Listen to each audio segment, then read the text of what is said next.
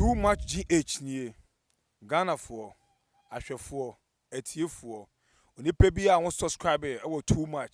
GH no subscribe wo na ehintasem ensem a ebuafa oman Ghana so na ye de bremu one god nie, the only one god in GH. Eho na de bia mehwe abrechefo ene Ghana for mo am wi asafa na ina me recommend emamo too much GH.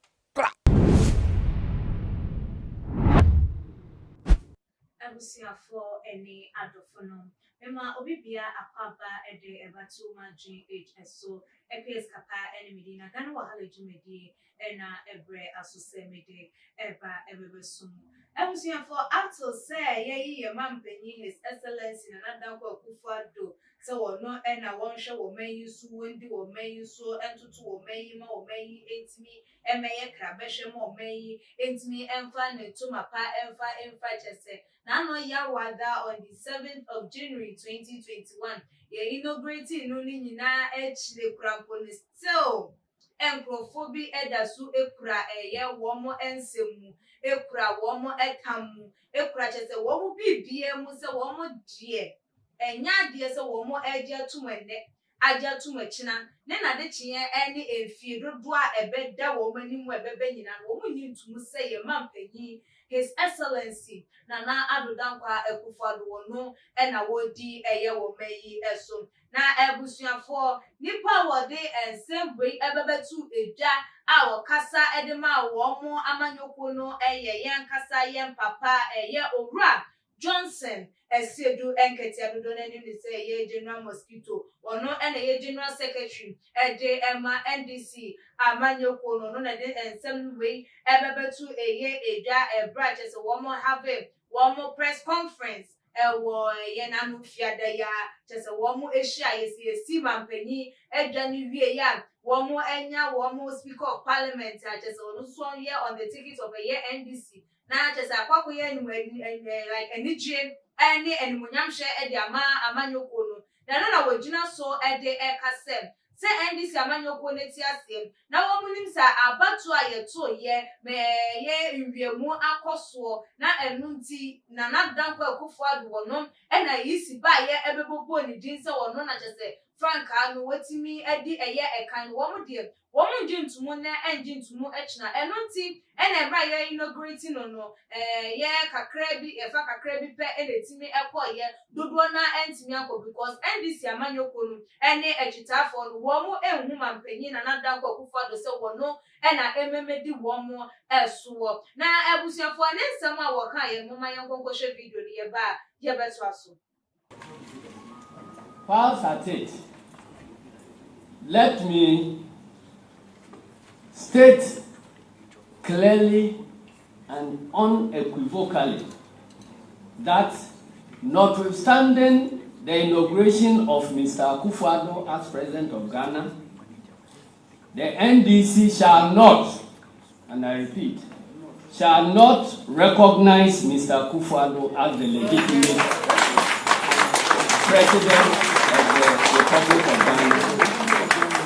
until all the issues surrounding his flawed election are satisfactorily resolved. I want to repeat that the NDC shall not, and they must watch my lips, the NDC shall not recognize Mr. Akufo-Addo as a legitimately elected President of the Republic of Ghana until all the issues surrounding his flawed election are satisfactorily resolved. Thank you very much, and may God bless you. We dear obia atibi obia susu ehunu bi ajeso kasa wie ye susu no na pamfo ne chitafo no susu ebo eye wo mo ensem ede amano na ajeso wo mo support the work and na chese upon say wo man no eni age say the wo mampanyi no mu do mu ne say Nana Dankwa Akufo-Addo His Excellency wono oman azisi ye de natena so wo bu oman no fa efa de womu eni eye mampanyi na chese woman no efa kakra no eye MPP fo no ena wo bu wo mo se chese wono na chese wo di wo mo so wono na ye wo mo frank atuni a wo mu hu se wono ena edi nkunim enti wono na sa nkrofo no ena mampanyin ye si ye ewo ema wo mo ba wo mo NDC amanyoko no wo mo supporters o magitafo pa die wo mo ni mampanyin bia ye nyi wo bia mfa ma wo mo nka mampanyin na nada kwakufu adu na mamuo na wo ba bebo no wo mo enka ho because wo mo ntimi acknowledge no so wono any the president of Ghana the fact is yeah abato no wo mo ehun ne say nyoma bi etwitwa ho hia nwiemu ne de keka ho ekoso enko ajesem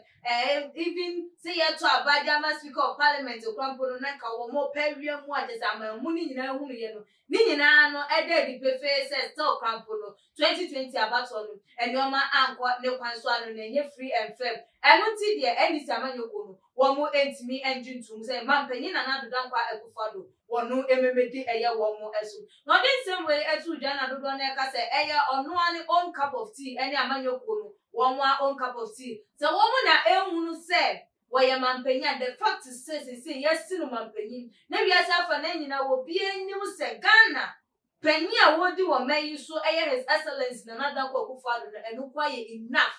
edema wo mo enu nko anu si wiase afa na nyina wo bi enyim a just wo busa say ubusa eye China ni ubusa England ni ubusa Turkey ni say o my Ghana why na edi so ye din his excellency na nadanko akufado din e na wo mo baba enti enu nko ye enough de ma wo mo say any say amanyoko no mo hu ne say wo mo de wo mo nka na ye na nadu amamu no ho a wo mo mpa mo baabi na wo mo enye den wo mo entina na no na ye ebinum nso eka se de Johnson esiedu enketia eka no ede eye ne kwanso a eno because ewiemu kwaso ewo abato ni enti wo mo gina nadu dankwa akufado atumu a enye ye ne enye ye echina na ebusuafo wo hwe se de NDC form o mo general secretary ede ababeto edwa ede ama wo mo ye the party as a whole and the supporters na then abetimi aka ede afa wo mo nsem mo kan ene kwanso anu no na nsem yi ebetimi de nsusanso bi aba ewo wo mayi emu ana basabasa ye bi ana se ebetimi de mentimi wati bi ama ne hum ne so ana for wadwincha wo fa nsem yi hu no ebra ewo too much GH comment section like the videos na share ewo all the social media platform meeting and the clear sikapa that's ne ebesane share